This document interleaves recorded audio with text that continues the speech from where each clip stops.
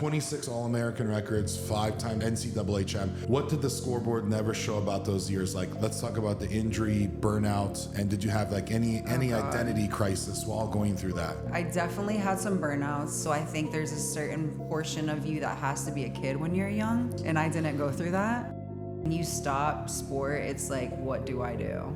It's tough.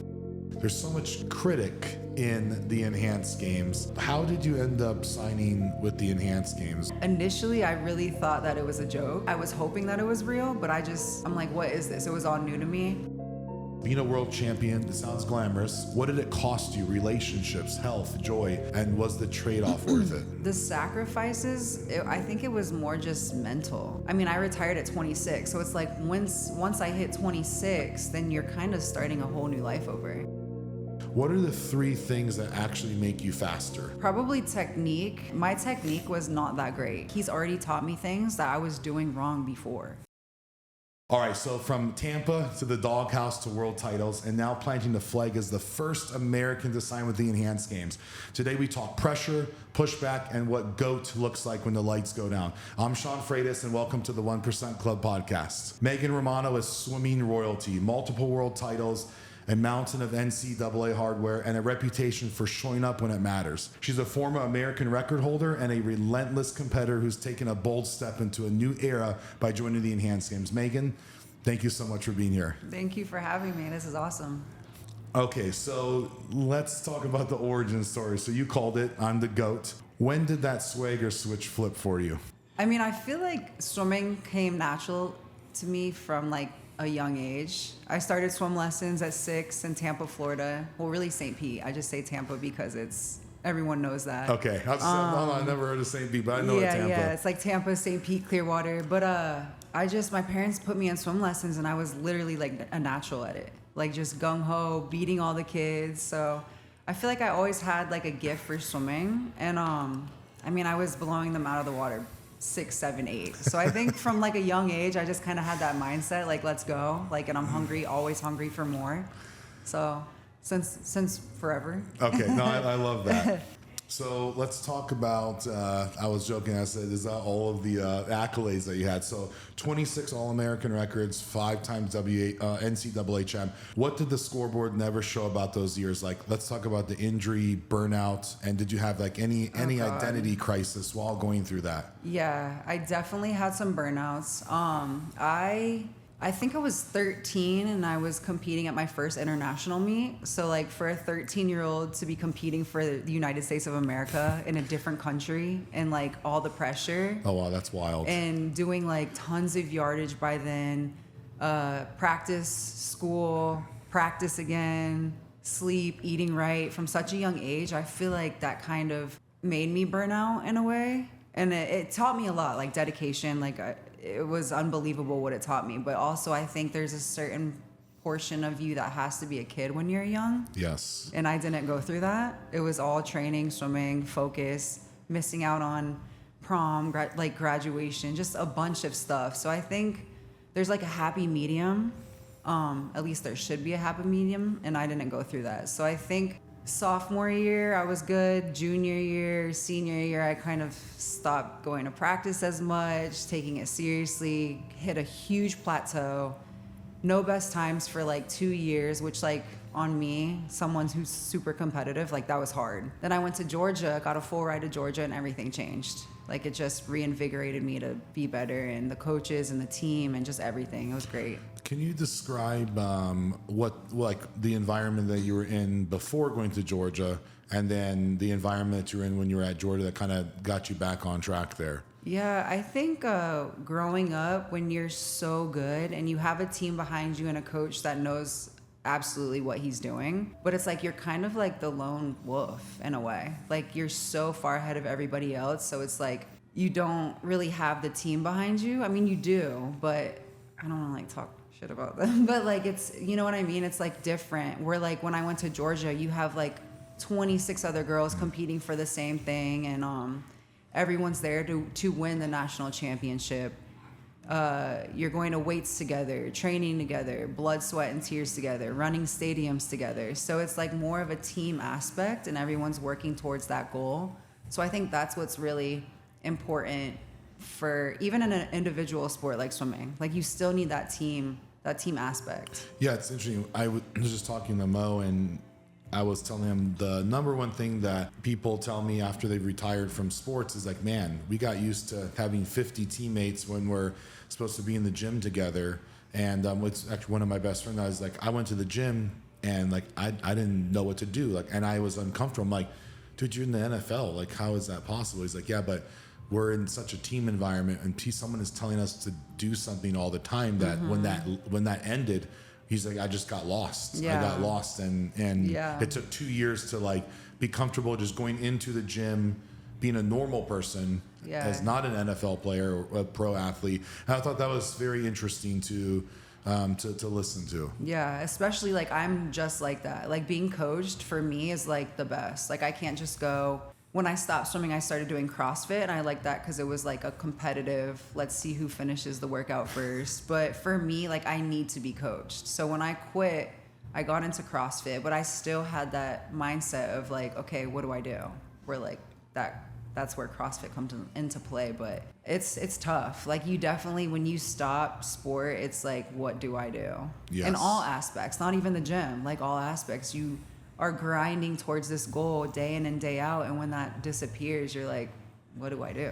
It's tough. And I feel like it needs to be talked about more, and a lot more. And I know some people are starting to talk about it more, but it's not even hitting the surface yet.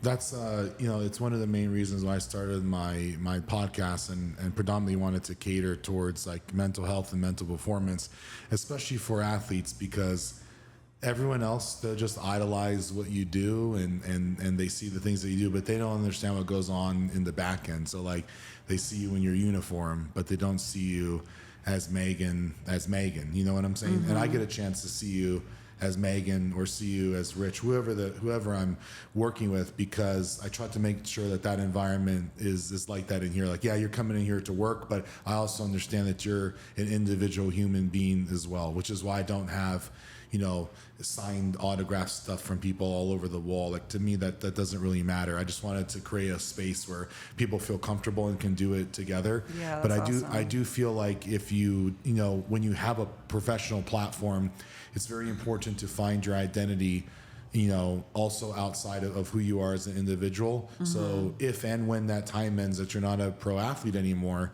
you don't just get lost in life. And I feel like that happens to a good 90% of people, Yeah, and even from like a monetary perspective, like just what to do with your money after the fact. And I feel like a lot of athletes, they get these huge contracts and then just blow it and don't know what to do, and they think they're invincible. And I'm like, I mean, I'm not even, like, I was part of that little group for a minute, but yeah, it's tough. It really is. How did you end up signing with the enhanced games? Did you, had you stopped swimming and then got back into it again? Like, what was that process for you? I think initially I really thought that it was a joke. I was like, what is this? And I was excited about it. I was hoping that it was real, but I'm like, what is this? It was all new to me. And then I heard through somebody that Brett Hawk was the head coach. And I was like, all right, like, because I know him. I've known him for years. I almost trained with him back in the day, which is nuts. Like, after post-grad at Georgia, he said, hey, like, come train with me. And then, like, I ended up not doing it, but it's just, like, a full circle moment that I'm with him now. Like, it's like all the stars were literally, like, aligning. But I got in contact with him, and he's like, yeah, like, this is happening. Like, let's do it. Like, just telling me all about it. And after talking with like the doctors, him, everyone involved, I was like, why not? I think that's incredible. And obviously I just met Brett not too long ago, but I think he's a great person. I think he's awesome. A great coach. And I'm happy to be able to work with him on a daily basis as well. I think they definitely pick some good people. On that note, I think there's so much critic in the enhanced games. But can you explain your experience of exactly what they've given to you, including, I think I spent 4 months, negotiating a partnership with them to be able to do all these things for you. And it was very detailed. So I think that if you can educate the audience on exactly what they have done and the things that are getting set up for you currently, I think that would help people realize that this is a very fine-tuned ecosystem that you're with. Yeah, absolutely. I mean, the support has been unreal. And I feel like anything that I need, they provide, which is crazy. I've never had that in any part of my swimming career. But yeah, like even to be a part of this, we had to go through testing, like a echocardiogram. I don't even know if I'm saying that right. EKG, like all these things that I've never gotten before. And I'm like, why did we never get this? Like I was competing at the highest level and they didn't give me like a mandatory echo, which is like essentially making sure your heart's okay to perform at a high level. So it's like looking back on it, it's just crazy that I didn't do that. But I mean, we have meal plans, which is huge. Like our nutrition's spot on, thanks to you guys too. Everything in here is provided for us. The recovery, which I never took seriously either. It was like pool, go home, eat, sleep. Like I didn't do recovery ever. Just everything, like everything medically, information. Everyone's just so knowledgeable and supportive. It's really been crazy. I love seeing you guys use all the recovery because that's really the ecosystem I wanted to create in here, especially like the sound bed loungers. I think Mo was like passed out on there earlier today. I love seeing you when you go into the hyperbaric chamber. I'm just glad that we could provide those resources to you. I think that it makes a huge difference in your training. Mm-hmm. I feel like I chose a lot of specific things in here to help with mood, to help with recovery, to help with sleep, and I feel like those are things that were kind of overlooked. Like, you can train hard, come in here, do strength and conditioning, you can eat right, but the one part I think was missing was actually allowing people to relax a little bit. Mm-hmm. Like anything in all pro sports, it's so high stress situation. A lot of times you don't even know how stressed out you get because you kind of get used to it. You wake up and your jaw's like stuck. Yeah, but it's like, it's like normal. I gotta go and do that. So I just feel like, creating a space for people to unwind a little bit was really important. And I want to expand on that as I expand my business. So, seeing you guys do those things and appreciate it just wants me to always do more, to find other things, to develop other things. And that's why I praise the enhanced games so much, is because they've given you those resources that honestly there's not many other professional organizations that do that. No. It looks like they do, but it's very little resources. Yeah. No, they're great.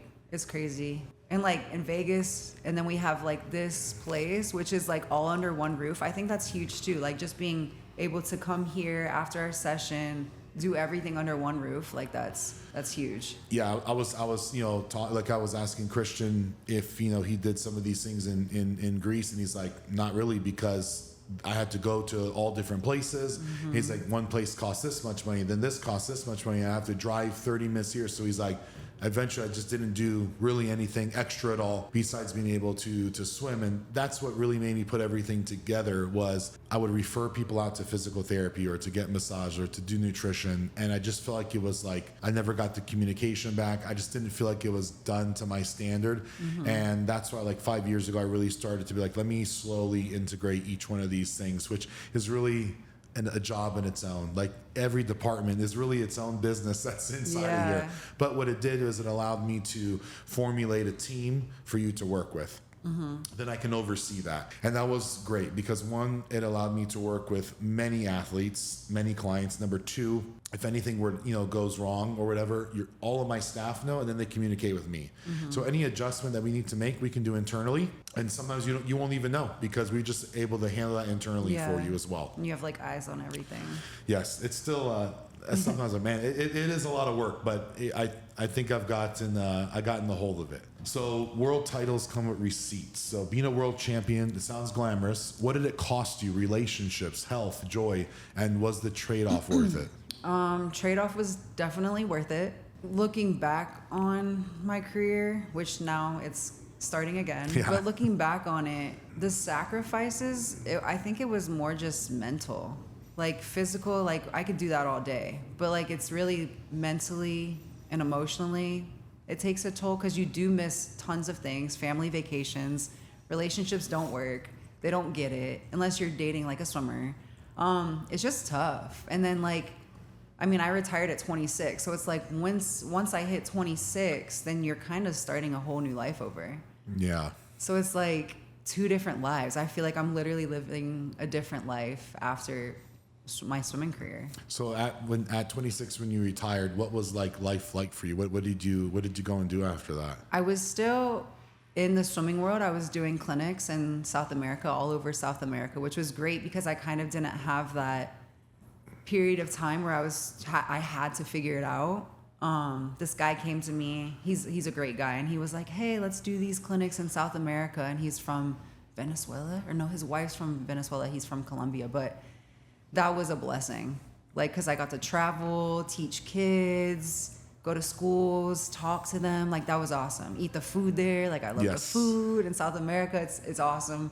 But I was doing that for like 5 years until COVID. Thank God for that, because it allowed me to like figure out Vegas. I moved here. I got my feet wet, started networking, doing that stuff while doing the clinics. So that was huge. That's amazing. Yeah, that was fun. When you're chasing that American record, you know, the line between obsession and excellence gets thin.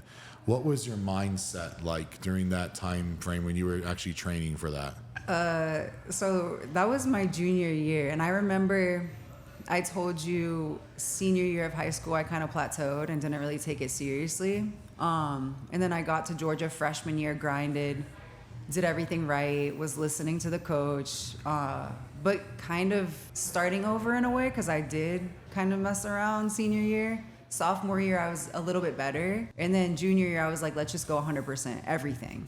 Weights, eating, training, literally 100% every single day, get my sleep, and then NCAAs, get the American record. It was kind of like, you know, all my hard work paid off. But that junior year, I feel like I did everything right every single day. Okay.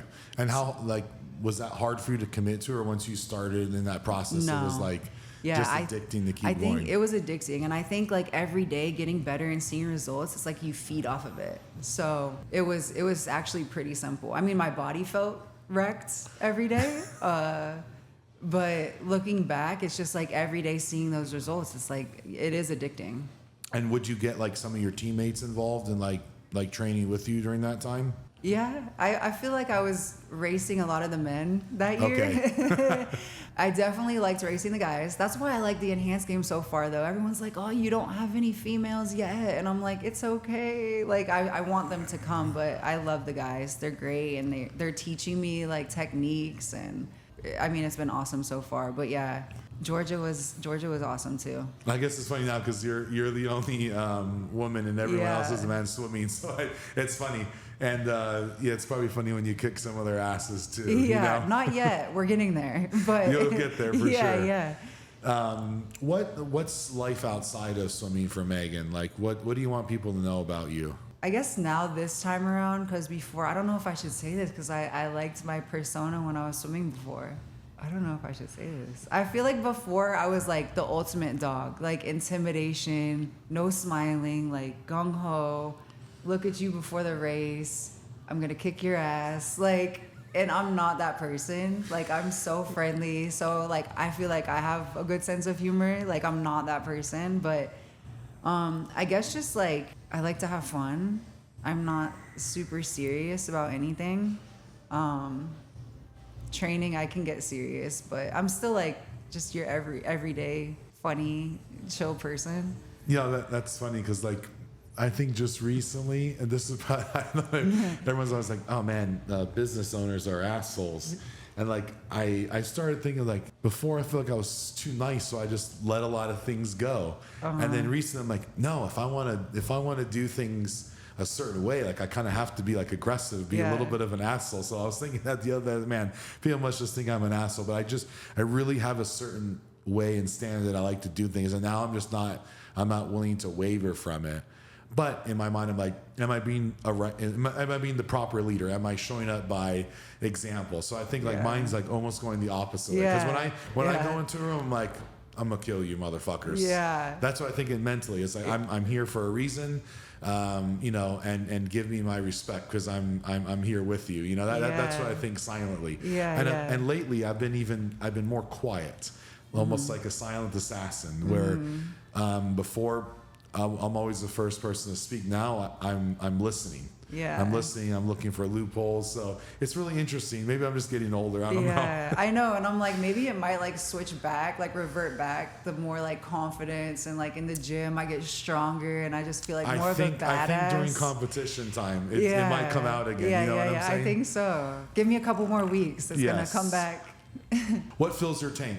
Family, faith, business, creative work? Probably my girlfriend and my dog. And it's cool because like friends now, family's seen it, but friends now, like this new life I was talking about, like different lives that I've had, they've never seen me compete.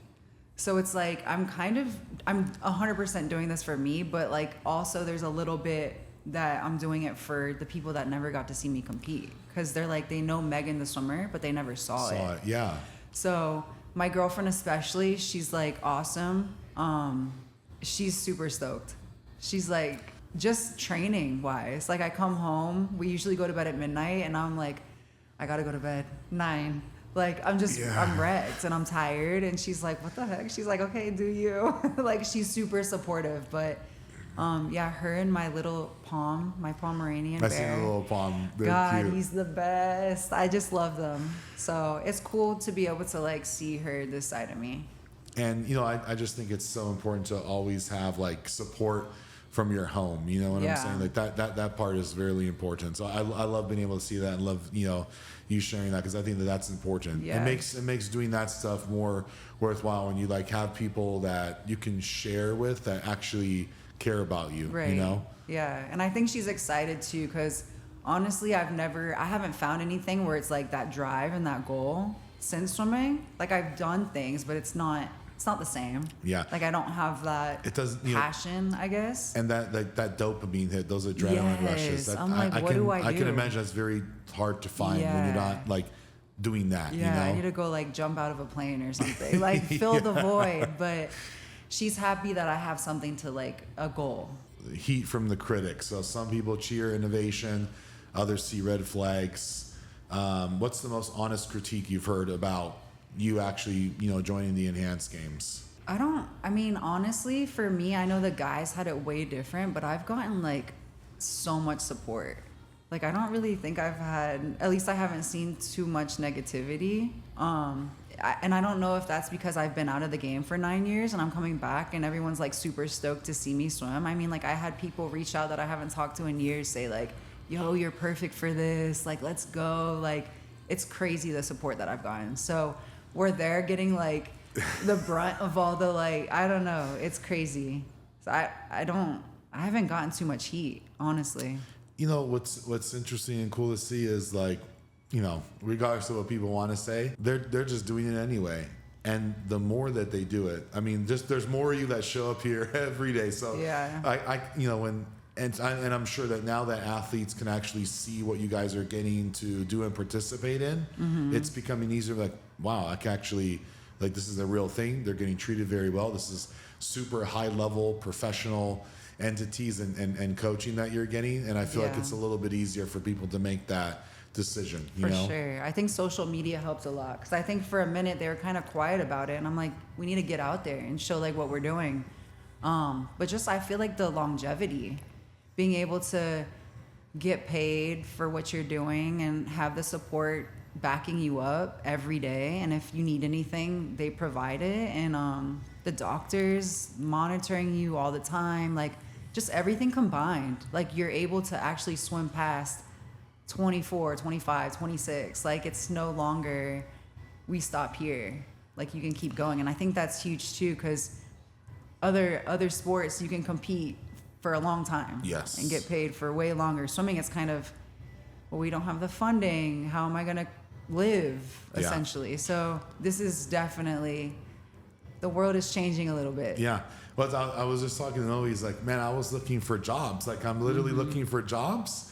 And I laugh because it made sense. He has a finance degree because I can tell that's how his mind thinks. But he's like, I'm looking for jobs, and he's like, I just decided to go and take this opportunity. And I thought that was amazing, you know? Yeah, it's crazy, and it's literally like history. Like for me, especially being like the first female, first American, I'm like, that's literally like history right there. I was like, let's do it. I think that when people actually see the event, all of their perception is going to change. Oh, for sure. And here's what I know will happen. Like, obviously, you know, if you got sponsors, probably don't want to sponsor you. But what will happen is this will generate so much publicity. Then it'll generate the right publicity, and then you're going to see sponsors that didn't want to partake in this. Maybe they come over, but you'll just get new companies that are formed that are going to be part of this ecosystem as well. You know, I know that will happen. I think I was talking with your CEO, and I was like, yeah, just give it like 3 years, and you'll see a complete change of how things, you know, should be taken care of. And I'm telling people too, like, I feel like this might be, because I'm all for clean sport in the Olympics. Like, I'm all for it. Unfortunately, it's not 100% clean because there's people coming out every day that are getting banned or whatever. But I think this is going to help that aspect of sport. Like, whether it's funding or they figure out a way to monetize swimming better. There's just so many things to take from this and then add it over there. So I think, like you said, 2-3 years, it's going to completely change everything. When you were swimming professionally before you retired and you started again, like, were you having to work another job? Were you making enough money from swimming to kind of to get by? I didn't have another job. I think I was really good at saving because when I was at Georgia, we got the stipend from USA Swimming. I was getting dorm, food, everything. So I was really good at saving. So when I did turn pro, I was pretty golden. I know a lot of athletes didn't do that. They're just spending. Oh yeah. So I didn't have to do another job, but yeah, I feel like 95% of swimmers were struggling. Yeah. So what do you think of the like NIL now? Because just imagine. Oh God. I mean, you got athletes that are making more money than most professional athletes. As a 19-year-old. Yeah. And it's just absolutely bizarre to me. I mean, I'm happy for them. I'm glad it's a thing. I think they definitely need some people to tell them how to save and keep their money. Yes. Like giving an 18-year-old millions of dollars. I don't know if that's going to end well. But even for swimming, I'm looking back and I'm like, dang, I could have like done this, like kept more of my prize money essentially. Because we didn't even get to keep our prize money. We got to keep like a portion of it, and it was just a mess. But I'm super happy for them. Yeah, a little bit of jealousy, but it's okay. And you know, it's funny because even though it doesn't look like they do have a full-time job, which is being an athlete that people don't really see. And like they still got to go to school, but they're getting paid, and they're being a full-time athlete. You mean they're an entertainer just like at the professional level, but it's just in college, you know. For elite sprint and free back, what are the 3 things that actually make you faster that you found in your career? Probably technique.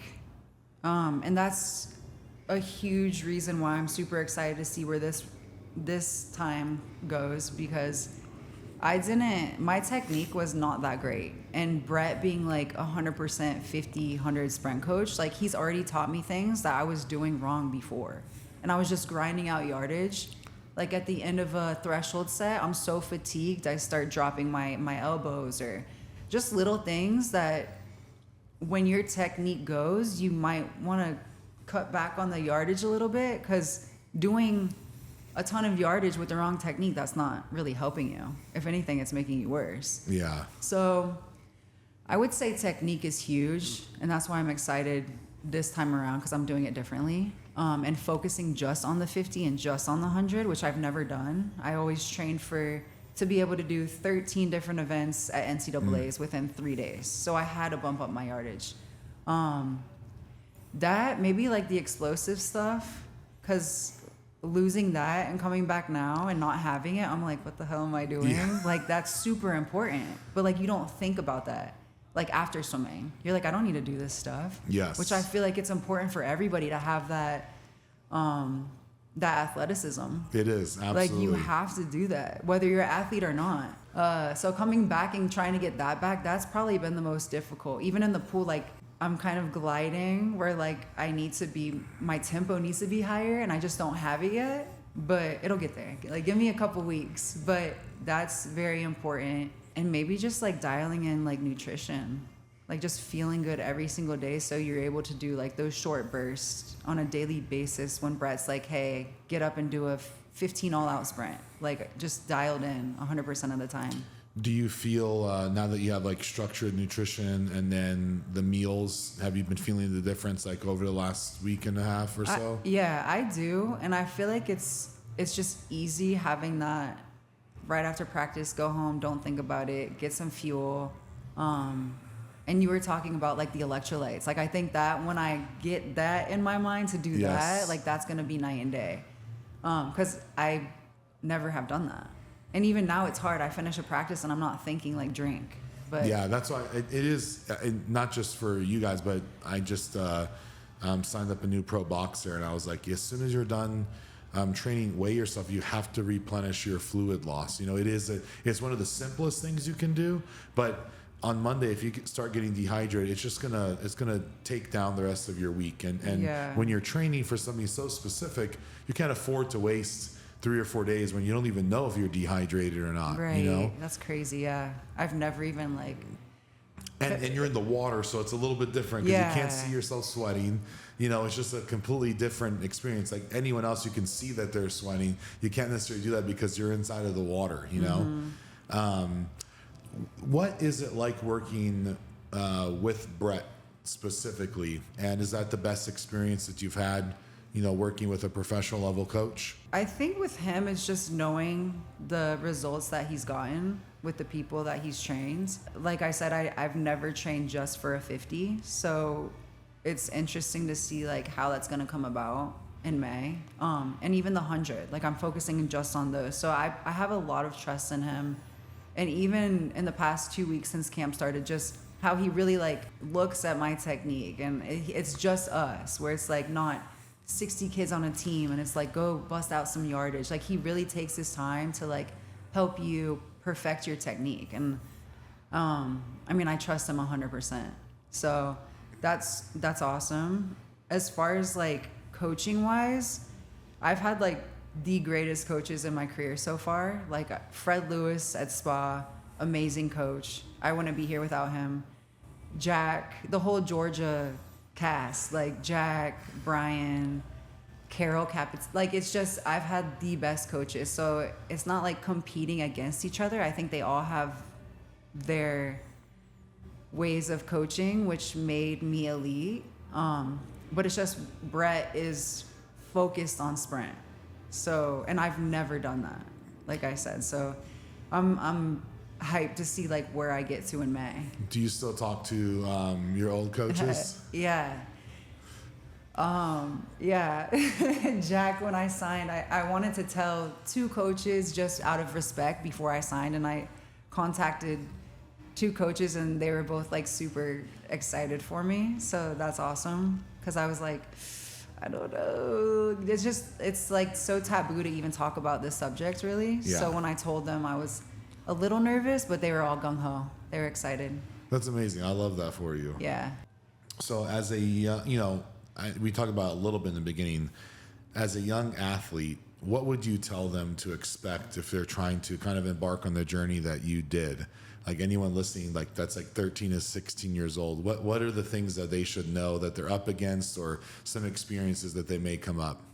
I would probably say, like, yes, swimming is important, and grind and work hard and hustle and do your best, but also, like, don't forget to be a kid. Especially getting really good at a young age, because if you just grind from 12 to wherever your career takes you, I think at some point you're going to burn out. Yeah. Or you're not going to enjoy the process as much. Like, everyone always talks about enjoy the process. It's not all about the meet, like, which is important. Like, enjoy the process while you're working hard, but also try to enjoy the process outside of the pool or outside of the baseball field, or just do other things outside of your profession. I think that's really important mentally and physically. You know, we start training a lot more kids in here, and the amount of time that they're spending playing baseball, golfing, playing basketball in their youth sports is crazy than when I was a kid. Like, it's almost like if you're not working out with a trainer 4 days a week, and then now they're on top of that, they're doing strength and conditioning, and they're playing a bunch of these games. They're playing for their school, and they're playing for these outside organizations. I think what's going to happen is, you're right, they're gonna suffer that burnout. Yeah, or something like they're not going to be as good, or I don't know. I just feel like every kid should be a kid, and it's definitely important to train hard, but just be a kid. Yeah. Let's talk about like your PT and stuff. I know you said that your physical therapy stuff with Amanda's been helping a lot. Like, is that something new for you to have like dedicated PT times, or like you're working on this outcome? Yeah, for sure. When I stopped in 2016, I had like this knee issue, and I remember like, dang, this is how we're gonna go out. Like, this is it. Swimming with one leg, essentially. Like, it was the worst. And looking back, I probably should have been doing this stuff.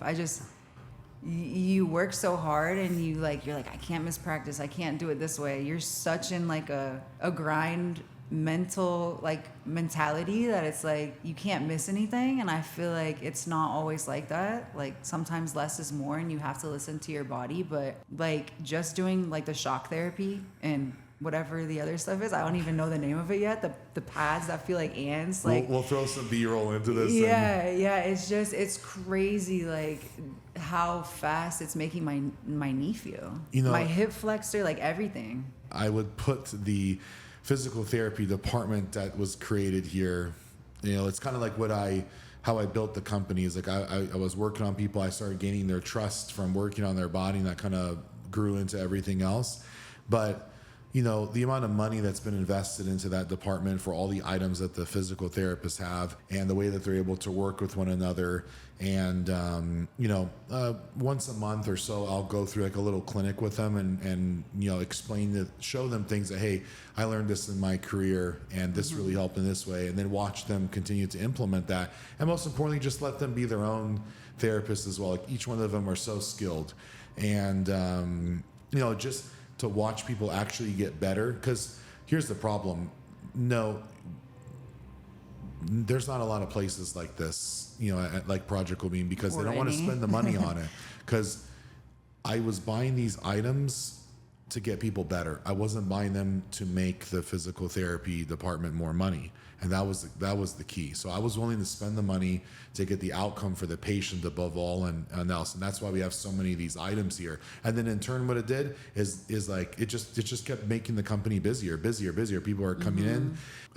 With that being said, there's many other places you can go to that probably haven't even used one of those items before. They may not even know that they exist. So you're getting, not that you're getting bad care, you're just not getting the best care. And I pride myself on, I'll find the item, I'll purchase the item, I'll train the staff, I'll send them to get continuing education, I'll train them, and anytime they can always ask me something. I don't know everything, but I've been dealing with injuries for such a long time that I feel like that's the type of culture that got created here. So when someone comes in, we're able to fully diagnose not just the problem that they're having, but why. Like, why is your knee hurting? Let's figure that out. And let's give you a long-term care plan. Yeah. Because most importantly, when you stop swimming, or if you're swimming for fun, doesn't matter what it is, but you still have your life to live. Like, you still want to operate in your life without having your knee hurting every day. You know, like, no one wants that after finishing up professional sports. Like, man, my body is absolutely wrecked. Like, what about the whole rest of your life? So I feel like that part of the company is non-negotiable, and one of the most critical pieces that we have, inside here, which is why, I think that we do so well here at Project Me, is because we have that level of care that's being given to everyone as well. Yeah, absolutely. And it's almost like you think that, like, am I going to need surgery? Or like, you don't really know. And like, you can go somewhere and they'll be like, yeah, knee replacement or whatever the case may be. But it's like, no, you're just weak and you need some like shock therapy. And sometimes you do need surgery, but man, it's almost like just try everything first, because surgery should always be the last choice, because no matter what, you are physically altering the body. So it's not going to be the same. Something's been altered. Doesn't mean that you can't function, but you're altering the body. But if you can prevent that from happening, you know, for a longer period of time, that's also, you know, good to do as well. But yeah, it's just like, we have the ability to get you an MRI whenever you need to. We can do this test whenever you need to, and truly make sure that you do need surgery. Yeah. Because if you go to the surgeon's going to answer you like a surgeon. He's going to say, well, if you have surgery, it'll get better, right?